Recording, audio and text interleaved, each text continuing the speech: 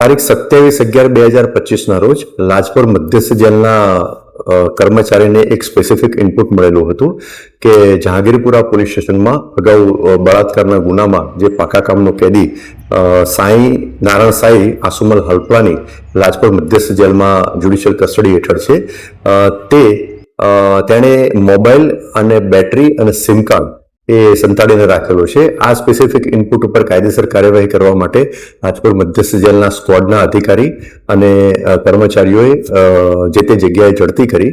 તો એમાં barrack number 1માં દરવાજાની જોડે મેગ્નેટથી એક મોબાઈલ સંતાડેલો હતો, મેગ્નેટ રાખી, અને એ મોબાઈલ મળી આવ્યો. ત્યારબાદ મોબાઈલમાં જે બેટરી વપરાતી હોય છે એ પણ એ બેરેકના નકુચાના ભાગમાં સંતાડેલ હતી, એ પણ મળી આવી.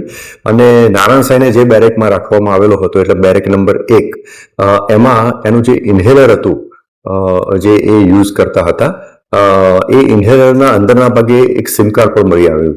આમ મોબાઈલ, બેટરી અને સિમ કાર્ડ, આમ પ્રતિબંધિત વસ્તુઓ નારાયણ સાંઈના બેરેકમાંથી મળી આવી.